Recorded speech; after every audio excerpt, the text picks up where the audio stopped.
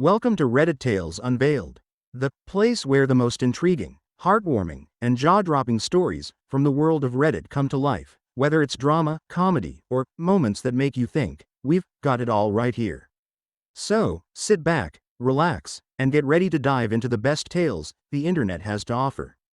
Let's unveil some stories. Beware of crying infants in empty theaters. I know what you're thinking. That kind of warning is probably meant to sell seats. Charge extra for ghost tours. That's what my boss told me to do when we first started having this problem. Things escalated quickly from just the occasional complaint after about 3 weeks. That was when someone claimed the person they came to the movies with had simply disappeared. We chalked it up to just a few moviegoers wanting to pull a prank, or maybe couples having problems and leaving their exes high and dry during a bad cinematic experience. I guess I didn't really think it was real until we found the blood dripping from a theater seat last week. It looked like someone had been sitting there enjoying their popcorn 1 minute and the next had been brutally chewed up like jerky. It was just after a matinee show. My best friend Wade was on cleanup duty and shouted loud enough for me to hear in the women's stall next door. I ran in there, thinking maybe he had found another homeless person passed out, and instead discovered what looked like a putrid pile of guts and loose hair and bone. Wade and I both did our best to hold back the nausea we felt, and I told him that I would call the shift manager Joey so we could figure out what to do about this.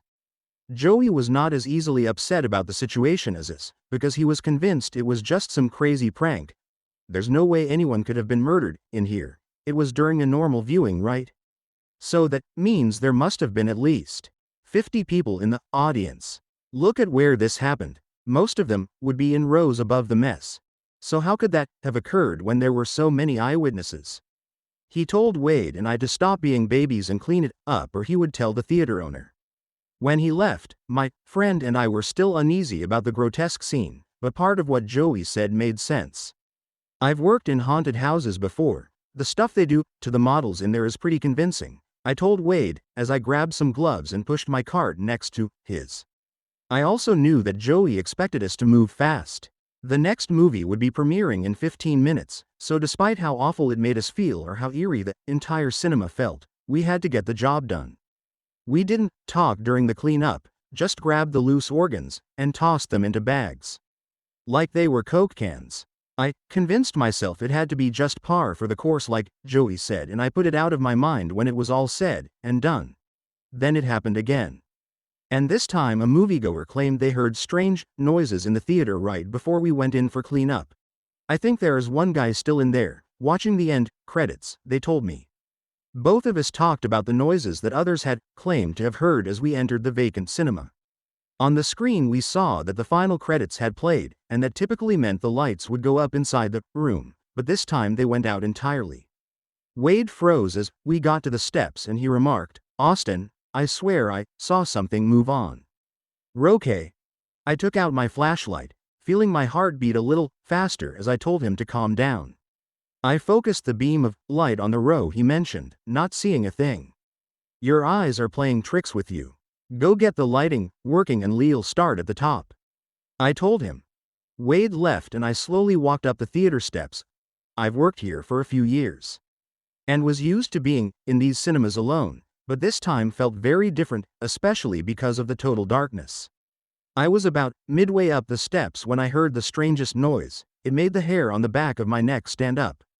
A baby crying. The rumors were real. I stopped where was and kept the flashlight close to me, trying to not freak out. "Wade, that better not be you trying to scare me," I shouted toward the noise. It was distant, somewhere on the other side of the auditorium. But as I stood there and moved the flashlight across the empty seats, I noticed the crying became more incessant. Then I saw a silhouette of someone sitting near the middle of the cinema, row M, and it nearly made my heart skip a beat. They were sitting very still, almost motionless in the recliner like they had fallen asleep. Except I saw there was something else there, hunched on top of the stranger's shoulders with its head twisted down and its mouth right against a cavity. They were sitting very still, almost motionless in the recliner like they had fallen asleep.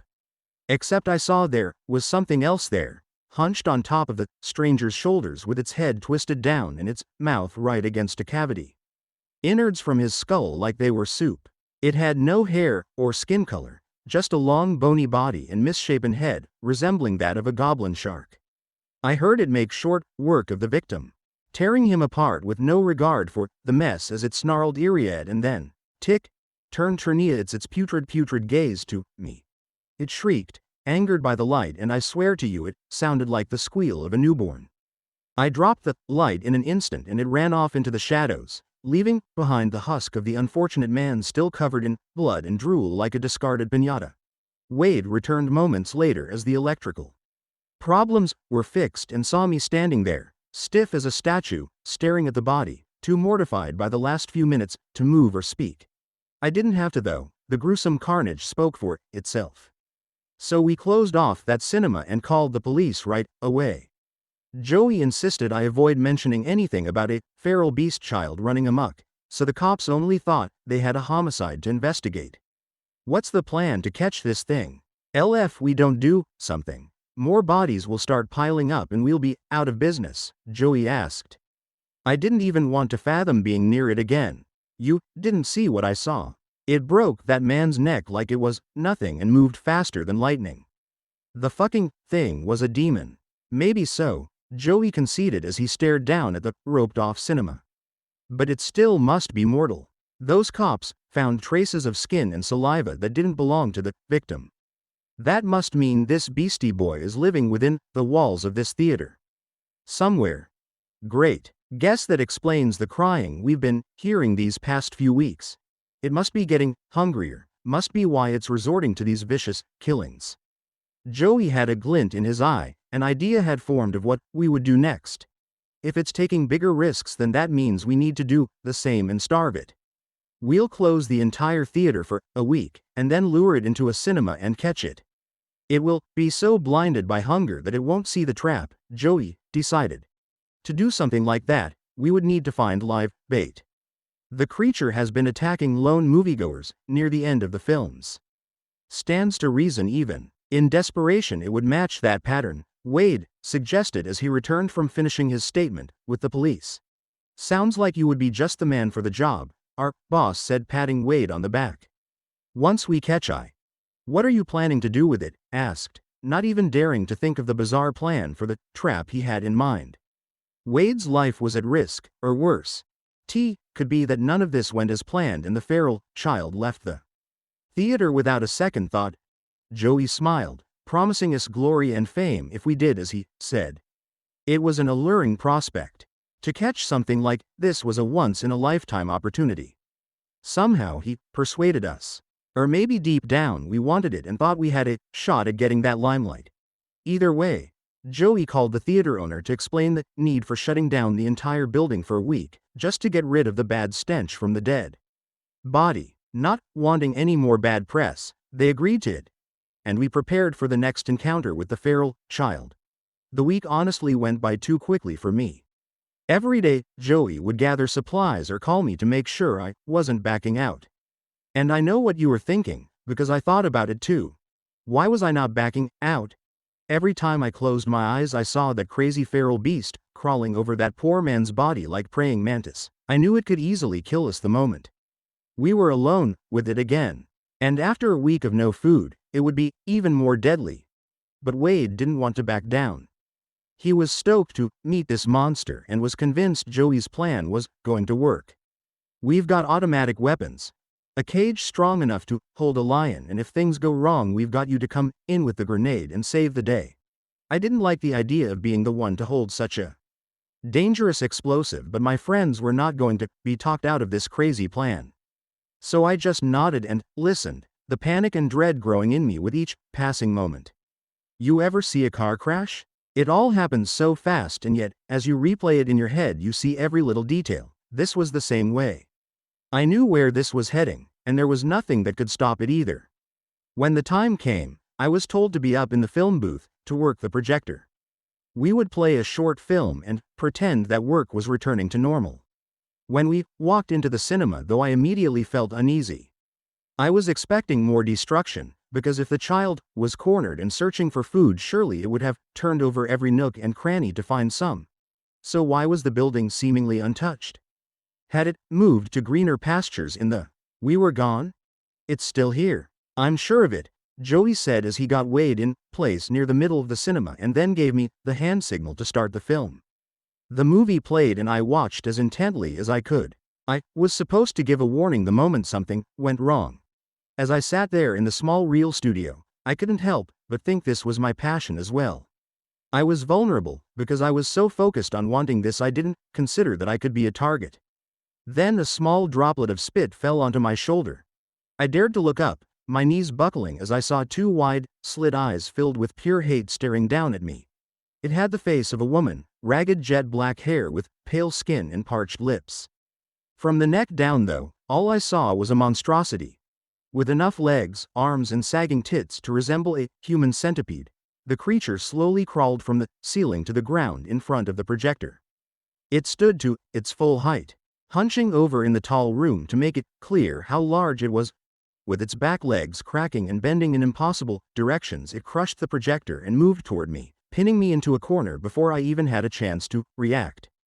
I closed my mouth, trying hard to not scream while the creature opened its own and a forked barbed tongue slowly edged its way out and moved along my cheek. The prickly texture ripped at my skin. The way a razor might cut you for an early morning shave. This beast was preparing to kill and eat me, but first it wanted to play with me first. I closed my eyes, the spit from its mouth oozing against my scalp as I shook and whimpered. From behind, I heard a voice. Joey. He was standing there at the back entrance to the projector room and he had something next to him. It took a moment in the new darkness of the theater to see it clearly. Wade's crazy plan had worked. The smaller hunched baby was in Joey's arms, screaming for its mother. Suddenly eating me was forgotten and the centipede woman rushed toward Joey like a freight train.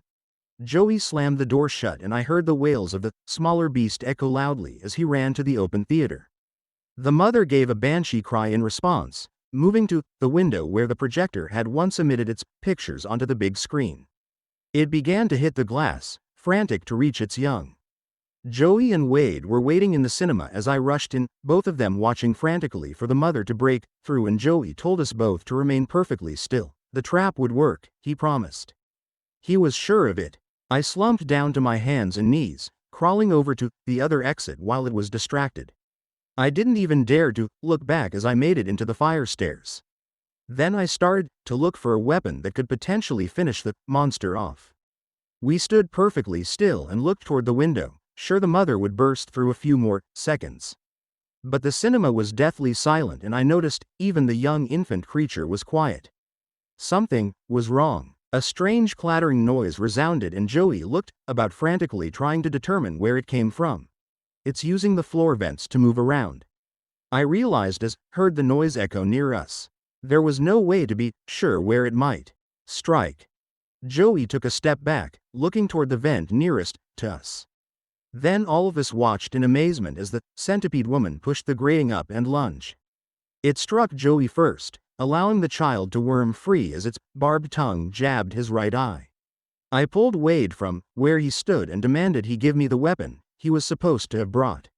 He passed me the small fire axe and I swung at the back of the woman, trying to fend her off before she killed Joey.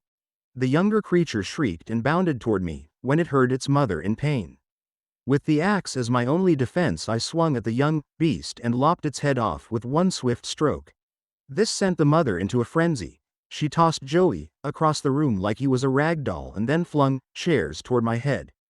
The blind rage was the only thing saving me from being killed and I used it to run and hide.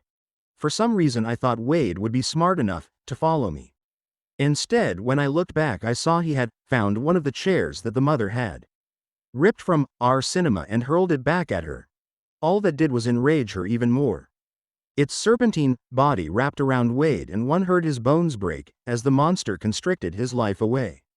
Long ivory fangs extended from the woman's mouth, and her jaw collapsed down to allow her to bite on his head as his eyes widened with absolute fear. All I could do was watch as the snake woman enclosed her throat over my friend. Somehow I snapped out of the sheer terror, and before I knew it, I was at her back with the axe again. I slammed it into her jagged spine a dozen times.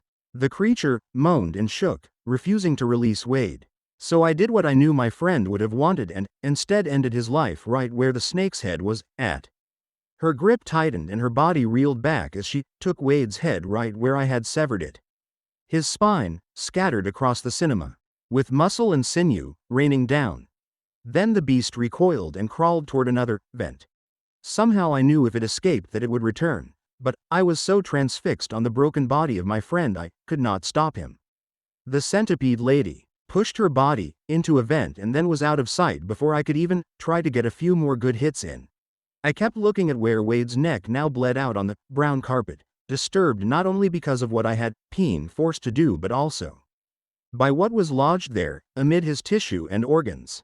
They looked like millions of tiny bugs or tadpoles if I'm being more precise, eating away at his corpse like it was a fresh kill. Something told me those bugs were more than just an afterthought. The serpent had attempted to implant Wade's corpse with a new batch of infant creatures. I shuddered and swung the axe against the body several more times just to be sure her infectious young had nothing to feed on anymore. I went to find Joey next. He was hardly breathing, laying my next to a pile of debris and offering me a camera. "All the proof we need, in there. Call someone," he begged. I told him the only ones one would call were 911, but he insisted we couldn't do that. The cinema would be closed down. I didn't care. Once he passed out, I made the call and then pulled him out of the cinema. He was unconscious when paramedics arrived, and my theater manager was there as well, demanding answers for all of the damage. I considered offering the camera as proof but thought twice. Would he attempt to pursue this monster like Joey had? No more people could die. My reluctance to answer, however, was seen as negligence and I was fired. I took that as the chance to tell the truth about the monster and what it had done. "It's all here," I insisted, prepared to give over the footage. He swatted it out of my hand and then smashed it to bits. Utter nonsense. "You best be glad that the police left or I would be having you locked up as well." I looked at the destroyed footage. My hopes of Wade and Joey's sacrifice not being in vain were gone in mere seconds. Walked out, fists trembling. That was a few weeks ago. I have tried forgetting the whole ordeal, but circumstances don't let me forget. The manager closed the theater due to the overwhelming debt from the repairs. They demolished it a week ago and there were no signs of the centipede woman except strange shreds of skin found in some of the old vents. I knew that meant she had shed her husk and healed, moving to a new feeding ground. This is why I now hear its clattering in the night or hear its wails in my restless sleep. I know it will search for me and find me for all that I did to it. Maybe I deserve it for even surviving.